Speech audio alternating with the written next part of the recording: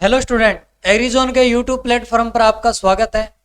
तो अपने पिछली क्लास में सिंचाई के बारे में जो जनरल बातें हैं, जनरल टॉपिक के बारे में अपने बात की थी। आज अपने क्लास लेके हैं सिंचाई की विधियां या मेथड ऑफ इरिगेशन के बारे में। तो इरिगेशन की बात करते हैं अपने मेथड की, कि जो अपने खेती करते हैं या फिर अपने बात करें बागवानी में कौन कौन सी विधियां काम में ली जाती है या उनमें क्या अपने विशेषता बातें हैं, उनके बारे में बात करेंगे। तो सिंचाई की विधियों में बात करें तो कितने प्रकार की है? 3 प्रकार की।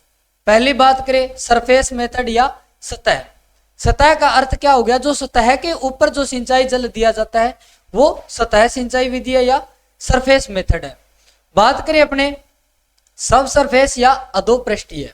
अधोपृष्ठीय में क्या होता है कि मृदा सतह के अंदर जल दिया जाता है, मतलब मृदा के अंदर की सतह पर अपने जल दिया जाएगा, जैसे छिद्रयुक्त पाइपों द्वारा दिया जाता है या मटका विधि भी होती है, उनकी अपने बात करेंगे।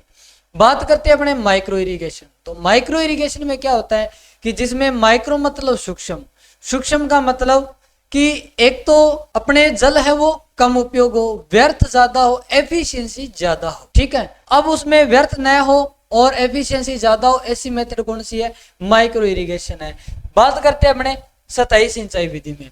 तो सतही सिंचाई में कौन कौन सी है? क्यारी विधि। और क्यारी विधि बात करें अपने तो क्यारी विधि की अपने बाढ़ प्लावन, बाढ़ प्लावन के बाद सीमांत पट्टी विधि, सीमांत पट्टी विधि या बॉर्डर स्ट्रिप मेथड हो गई। तो बॉर्डर विधि, बाढ़ प्लावन या इसे बाढ़ करत या फ्लूडिंग मेथड भी कहा जाता है। चेक बेसिन या क्यारी विधि, कुंड विधि जिसमें नालियों का निर्माण करके अपने सिंचाई करते हैं।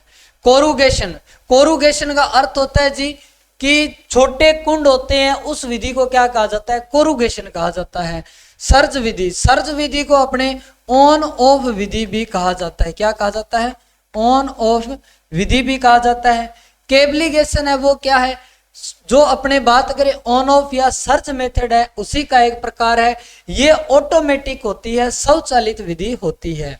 वल्य विधि और द्रोण विधि। वल्य विधि में क्या होगा कि जो थाले हैं, बात करें कि बागवानी में थाले एक दूसरे से जुड़े होते हैं, रोग का प्रसार हो जाता है। द्रोण विधि या थाला विधि, बेसिन मेथड बोला जाता है, वो क्या होगी? जिसमें थाले एक दूसरे से जुड़े नहीं होते, रोग है वो प्रसारण नहीं होता। FIRB, फ्रो इरिगेटेड रेज्ड बेड, ये क्या होती है? जो पट्टियां थोड़ी या कुंड बात करें उठे हुए कुंड होते हैं। अधोपृष्ठीय के बारे में बात हो गई। माइक्रो इरिगेशन में फवारा विधि या बौछारी विधि भी बोला जाता है, स्प्रिंकलर इरिगेशन बोला जाता है। रेनगन क्या है? फवारा विधि का ही विस्तृत रूप है, मतलब बड़ा रूप है रेनगन। सेंट्रल पिवोट, ये भी क्या है? एक रेनगन का ही प्रकार है। ड्रिप इरिगेशन, बूंद बूंद सिंचाई विधि, बूंद बूंद सिंचाई विधि। टाइफून है वो भी क्या है? बूंद बूंद सिंचाई विधि का प्रकार है।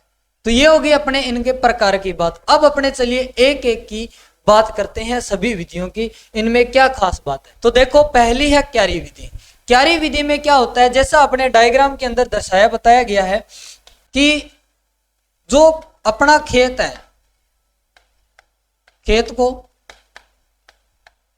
छोटे छोटे खंड में विभाजित किया जाता है।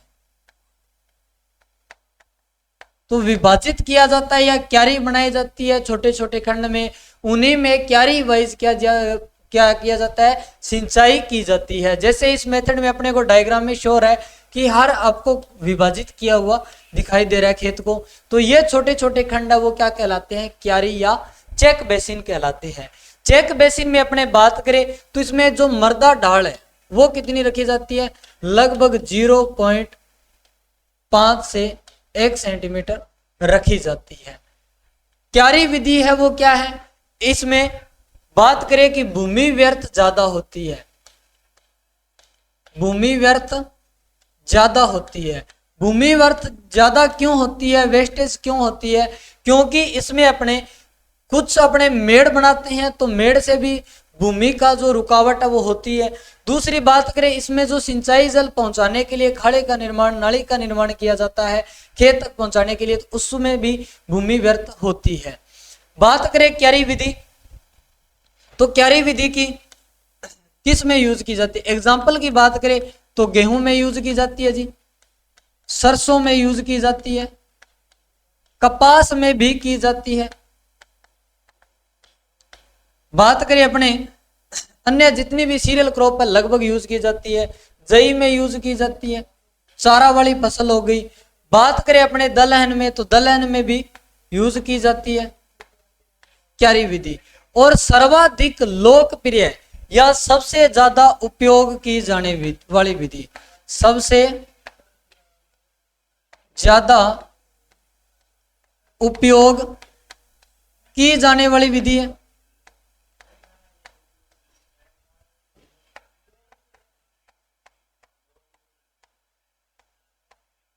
ये होगी अपने क्यारी विधि की बात कि एक तो इसमें ढाल है वो कितनी 0.5 से 1 सेंटीमीटर रखी जाती है। भूमि व्यर्थ होती है वो ज्यादा होती है क्योंकि मेड़ व खाड़ा निर्माण में ज्यादा होती है। एग्जाम्पल की बात करें गेहूं, सरसा, कपास, जई। बात करें इसमें अपने ऑयल सीड क्रॉप में भी यूज की जाती है, कॉटन में भी की जाती है। बात करें ओएट या जई में भी की जाती है, पल्सेस क्रॉप में भी की जाती है। इसमें बात करें कि भारत में सबसे ज्यादा उपयोग की जाने वाली विधि क्यारी विधि ही है। नेक्स्ट अपने चलते हैं बाढ़ प्लावन विधि या इसे फ्लूड मेथड या बाढ़कृत विधि कहा जाता है। बाढ़कृत विधि कहा जाता है। अब बाढ़ से सीधा अर्थ है बाढ़ आएगी तो कोई अपने कोई निश्चित प्री प्लानिंग थोड़ी ना होती है। बाढ़ एकदम आती है और इकट्ठा पानी आता है, एक साथ आता है, एक फ्लो में बहता है। उसी प्रकार क्या है कि खेत में खुला पानी छोड़ा जाता है, जैसे डायग्राम में दिखाया जा रहा है कि खुला जल वितरित किया जाता है। मतलब इसमें मेड़ निर्माण नहीं होगा, मेड़ का या डोली जिसे बोलते हैं, मेड़ निर्माण नहीं होगा। इसमें डायरेक्ट एक साथ जल दिया जाता है। बात करें इसमें ढाल रखी जाएगी तो एक साथ खेत में बड़े क्षेत्र में जल दे रहे हैं तो ढाल थोड़ी ज्यादा रखनी होगी। कितनी ज्यादा होगी? 1 से 3 सेंटीमीटर रखी जाती है कि 1 से 3 सेंटीमीटर ढाल रखे ताकि पानी है वो एक साथ जाता रहे और पूरे खेत में पानी है वो पहुंच सके सिंचाई के लिए। ये यूज किस में की जाती है? एग्जाम्पल की बात करें जूट में, धान में यूज की जाती है। बात करें अपने इसकी तो ये क्या है? सबसे खराब विधि है, सबसे खराब विधि है। खराब विधि क्यों है? क्योंकि इसमें लगभग 70% जल व्यर्थ होता है जी, 70% जल व्यर्थ होता है। इसकी जो एफिशिएंसी होती है, जो दक्षता होती है वो कितनी होती है? दक्षता ओनली फॉर 25 to 50% होती है। लगभग 25 रह जाती है, 25 ही परसेंटेज इसकी दक्षता या एफिशिएंसी होती है। सबसे खराब विधि क्यों कही जाती है? क्योंकि ये व्यर्थ जल सबसे ज्यादा होता है। और इसमें बात करें कि एक साथ जल खुला छोड़ देंगे तो थोड़ा श्रम बचत हो जाएगी, खर्चा कम आएगा, लेकिन इसमें जल है वो ज्यादा उपयोग होगा क्योंकि अपने एक सिरे से जल छोड़ा, इस सिरे से जल को अपने छोड़ा तो एंड तक जब यहां तक जाएगा तो अपने को बहुत देर तक जल है वो चलाए रखना होगा। और जिससे क्या होगा कि एक सिरे में जल हो सकता है ज्यादा भी हो, एक में कम भी हो सकता है, ये दोनों ही संभावनाएं बड़ी रहती है। तो बाढ़ प्लावन या बात करें बाढ़कृत या फ्लूडिंग मेथड है वो बहुत कम यूज की जाती है क्योंकि इसमें एक समान जल वितरित नहीं होता और जल बात करें व्यर्थ भी बहुत ज्यादा होता है। तो ये होगी अपने बाढ़कृत विधि। नेक्स्ट क्वेश्चन देखो, सीमांत पट्टी विधि। सीमांत पट्टी विधि या बॉर्डर स्ट्रिप। तो इसमें क्या किया जाता है कि पट्टियों का निर्माण किया जाता है। क्या किया जाता है? पट्टियों का निर्माण किया जाता है और इन पट्टी पर ही फसल लगाई जाती है। ये क्या है? उठे हुए कुंड होते हैं, उठे हुए कुंड होते हैं। यूज किस में किए जाते हैं जी? तो सीमांत पट्टी या बॉर्डर स्ट्रिप की बात करें तो ये यूज किए जाते हैं जी गेहूं में। तो ये होगी अपने, इसमें ज्यादा कुछ नहीं पूछा जाता। बॉर्डर स्ट्रिप या फिर इसमें विशेषता पूछी जाती है जी बॉर्डर स्ट्रिप का। बॉर्डर स्ट्रिप का पूछा जाता है कि चारा वाली फसलों में यूज की जाती है, चारा फसलों में उपयोग की जाती है। नेक्स्ट देखो कुंड विधि या फरो इरिगेशन। तो इसमें क्या किया जाता है, नालियों का निर्माण किया जाता है।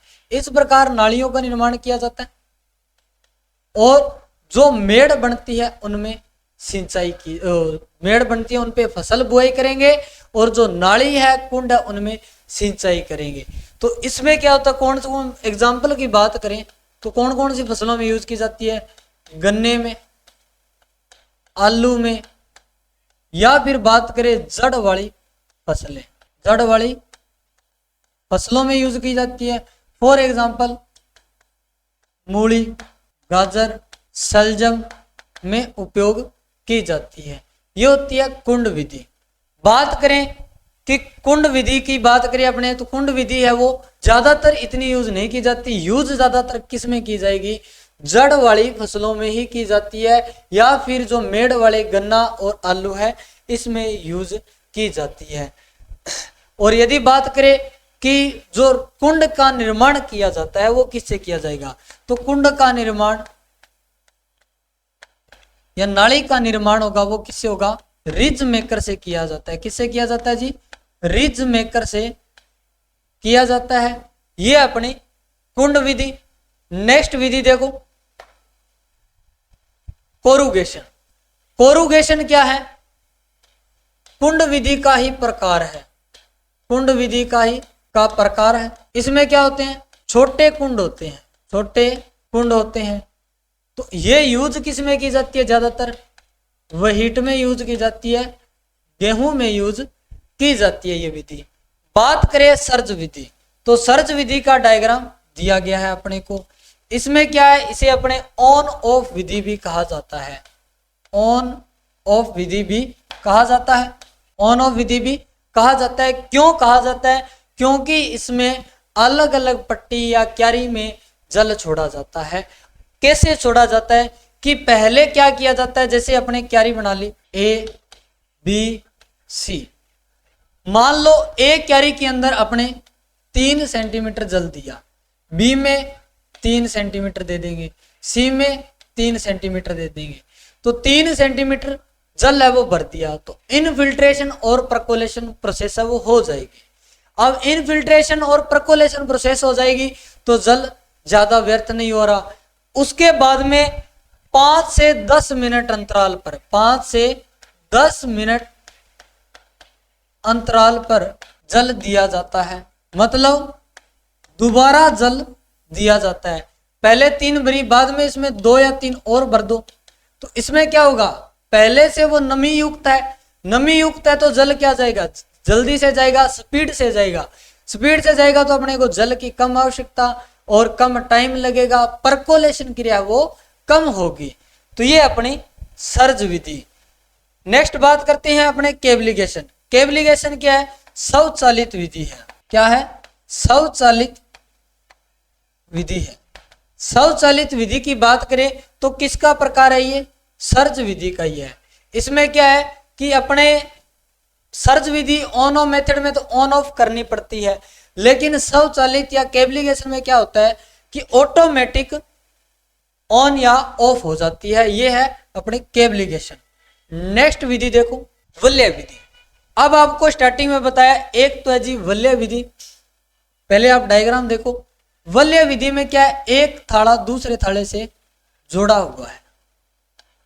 और बात करें द्रोण विधि या थाड़ा विधि, थाड़ा विधि में थाड़ा एक पौधा का सिंगल रहता है, एक दूसरे से जोड़ा नहीं जाता। तो ये ध्यान रखना, दोनों विधि अलग अलग है। थाड़ा और बात करें अपने रिंग की, तो वलय विधि में क्या होता है, थाड़े एक दूसरे से जुड़े होते हैं, मतलब एक थाड़ा भर गया तो दूसरे में पानी ऑटोमेटिक चला जाएगा। इसमें क्या होता है, यदि एक दूसरे से जा रहा है तो जो बात करें अपने जो सोइल बोर्न डिजीज है, मरदोड रोग है, उनका प्रसार होगा, रोग का प्रसार होगा। यूज किस में की जाती है जी? बागवानी में, ऑर्चर्ड में फल वाले पौधों के लिए यूज की जाती है, फल वाले पौधों के लिए यूज की जाएगी। तो ये होगी अपनी वल्य विधि। अब नेक्स्ट देखो कि जो द्रोण विधि या थाड़ा विधि है, इसमें क्या है, केवल एक पौधे का अलग थाड़ा बनाया जाता है। मतलब थाड़े एक दूसरे से जुड़े नहीं होते, एक दूसरे से जुड़े नहीं होते, और जुड़े नहीं होंगे तो क्या होगा, रोग प्रसार नहीं होगा, रोग प्रसार नहीं होगा इस विधि में। बात करें किस में यूज की जाती है, तो एग्जाम्पल वही एग्जाम्पल हो जाएंगे, जो फ्रूट प्लांट है उन्हीं में यूज की जाती है, फ्रूट प्लांट में यूज की जाती है ये विधि। तो ये होगी अपने थाड़ा विधि, या बात करें अपने रिंग मेथड की। नेक्स्ट देखो furrow irrigated raised bed, FIRB। FIRB क्या है, ये भी क्या होते हैं जी, उठे हुए कुंड होते हैं, उठे हुए कुंड होते हैं। अब आप देख रहे हो कि यहां पे गेहूं की बुआई की हुई है, तो फरो इरिगेटेड रेज्ड में मतलब जो बेड है वो क्या है, फरो मतलब कुंड, रेज्ड मतलब उठे हुए कुंड है, वो किस में है, FIRB। किस में यूज की जाती है जी, सबसे ज्यादा यूज की जाती है जी व्हीट में, व्हीट में यूज की जाती है। तो ये होगी अपनी FIRB मेथड। नेक्स्ट देखो अधो सिंचाई या सब सरफेस। अब आपको बताया मैंने स्टार्टिंग में कि मृदा में जो सतह के अंदर जो जल दिया जाता है वो कौन सी होती है, अधो सिंचाई।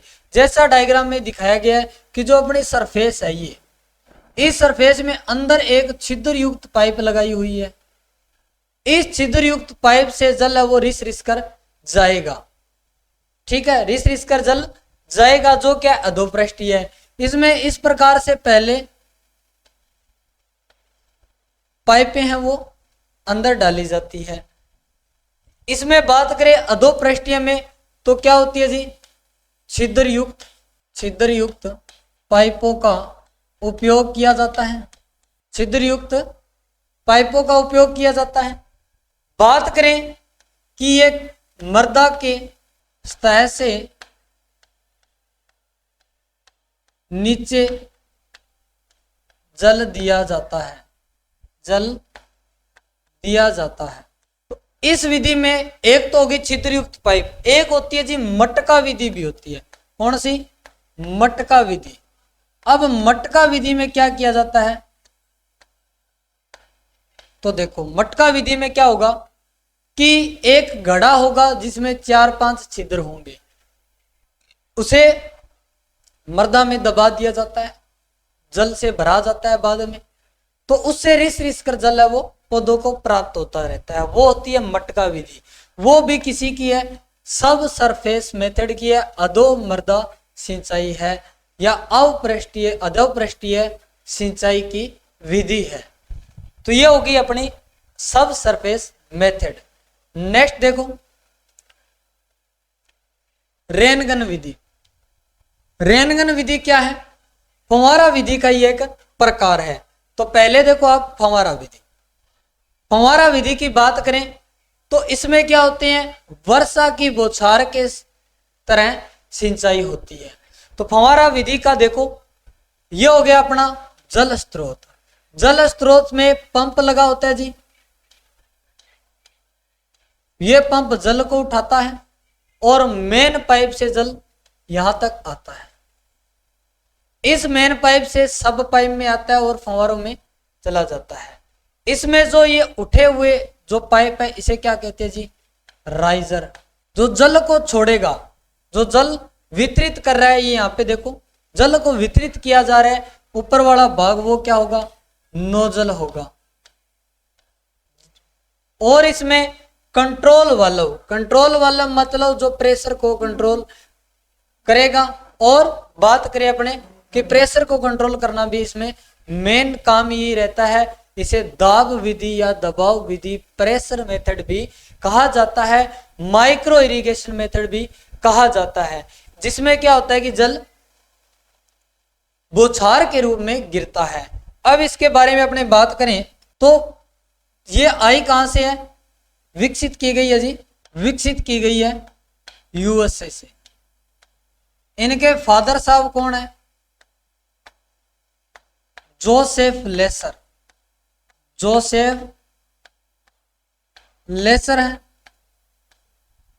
ये विधि उबड़ खाबड़ असमतल भूमि के लिए उपयोगी होती है, उबड़ खाबड़ भूमि के लिए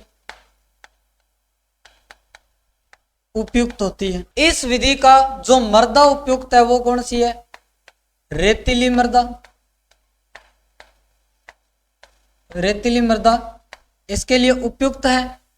बात करें इसमें मुख्य अंग, तो मुख्य अंग क्या होता है जी, नोजल होता है। क्या होता है, नोजल होता है। अब नोजल में बात करें जल जाएगा तो कितना जल डिस्चार्ज कर रहा है, तो वाटर डिस्चार्ज कितना करेगा, ये करेगा जी 1000 लीटर प्रति घंटा जल डिस्चार्ज करेगा। बात करें इसकी प्रेशर की, किसमें प्रेशर कितना रखा जाता है, तो प्रेशर रखा जाता है जी 2.5 से 4.5 किलोग्राम प्रति सेंटीमीटर क्यूब रखा जाता है। इसकी बात करें जल बचत, तो जल बचत होती है जिसमें 25 से 50%, जल बचत 25 से 50% होती है। बात करें इसमें भूमि बचत, तो भूमि की बचत भी हो जाती है जी कितनी, 10 से 30%, क्योंकि मेड़ नहीं बनानी पड़ेगी, खाड़े नहीं बनाने पड़ेंगे, तो कम खर्चीली विधि भी है। बात करें इसमें कि इसमें ज्यादा, ये इसका हानिकारक प्रभाव है कि ज्यादा तेज हवा में सिंचाई नहीं कर सकते, और बात करें कि ज्यादा लंबाई वाली फसल में यूज नहीं किया जा सकता, ज्यादा लंबाई वाली फसल में उपयोग नहीं किया जाता। ये अपनी स्प्रिंकलर मेथड या फव्वारा विधि, इस विधि में लगभग अपनी बातें हो गई है। तो ये बौछारी टाइप की है, मतलब वर्षा के समान जल होगा, खरपतवार नहीं पनपेंगे, ठीक है। इसमें लवण युक्त जल का उपयोग नहीं कर सकते, लवण युक्त जल का उपयोग नहीं करेंगे, क्योंकि एक तो नोजल बंद हो जाते हैं। नोजल बंद होने के साथ साथ बात करें कि इसमें जो लवण है वो पत्तियों पर गिरेगा, जिससे क्या होगा, पत्तियों पर लवण जमेगा, और लवण जमने से पौधे हैं वो क्या होंगे, फसल है वो खराब होगी। तो ये होगी अपनी स्प्रिंकलर। अब इसमें एक विशेष क्रिया होती है, वो भी अपने देख लेते हैं। एक बार आप स्क्रीनशॉट ले लीजिए इसका, लेना चाहते हैं तो इसमें क्या होती है जी, नोजल बंद हो जाते हैं, नोजल बंद हो जाते हैं, नोजल बंद होते हैं, मतलब इसे क्या कहेंगे जी, क्लोगिंग कहा जाता है। क्या कहा जाता है, क्लोगिंग। दो प्रकार से होगी, एक तो होगी जी शैवाल द्वारा, और दूसरा लवण द्वारा। यदि लवण द्वारा क्लोगिंग हो रही है तो इसे साफ किससे करेंगे, HCl से करेंगे। शैवाल द्वारा हो रही है तो NaCl से साफ किया जाता है। तो ये होती है क्लोगिंग। अब अपने बात करते हैं रेनगन विधि की। अब रेनगन विधि क्या है, फोटो में दिखाई दे रहा है कि एक प्रकार का फंवारा है। फंवारा है वो विस्तृत है, क्या है, विस्तृत है। तो ये क्या है, फंवारा विधि का बड़ा रूप है। अब फंवारा विधि का बड़ा रूप है तो इसमें दाब भी ज्यादा होगा।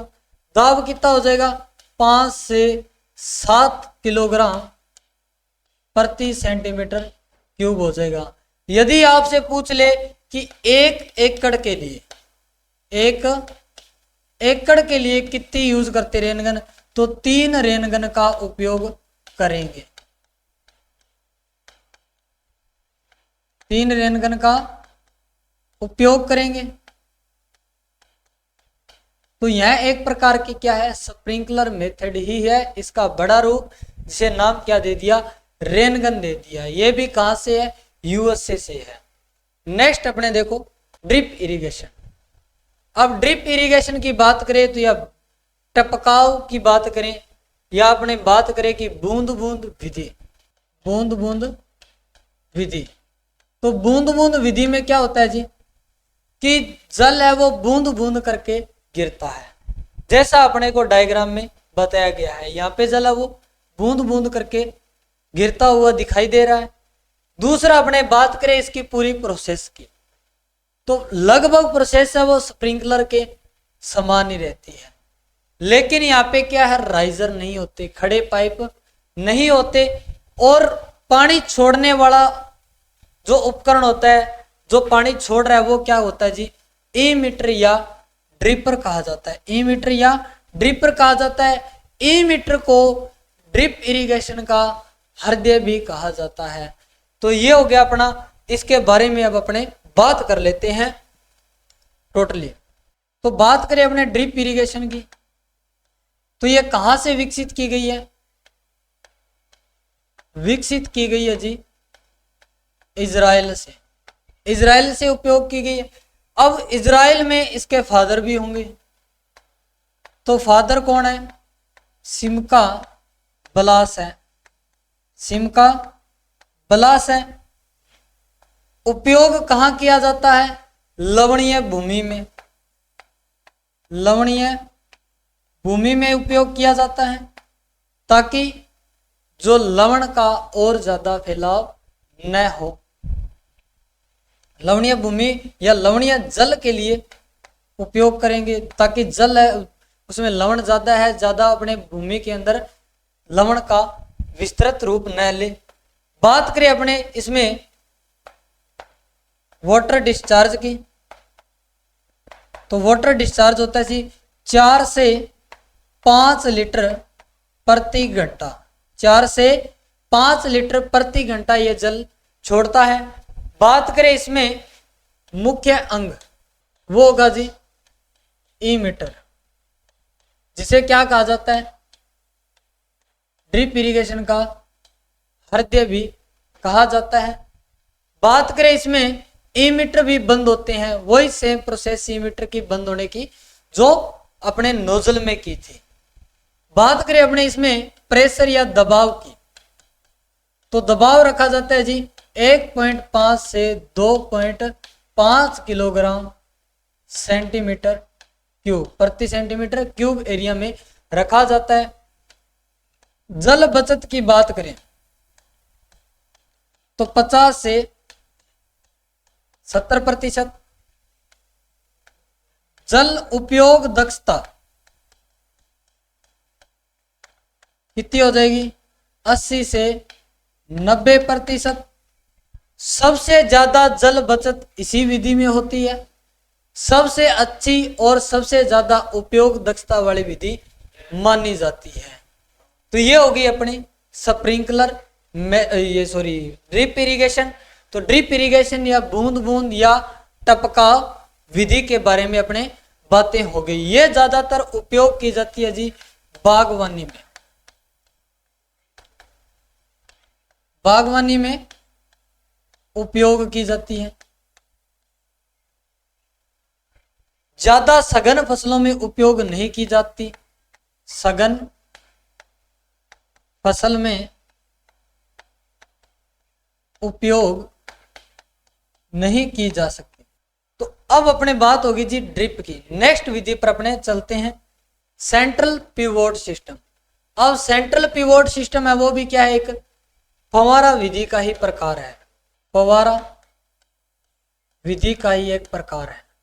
इसमें इतने ध्यान रखना है कि इसमें जो चलते हुए फव्वारे होते हैं, मतलब टायर लगे हुए हैं जी, ये टायर से ही ऊपर फव्वारे लगे हुए हैं, ऊपर से जल गिरता है। ये विधि ज्यादातर बड़े जो फार्म होते हैं उनमें यूज की जाती है।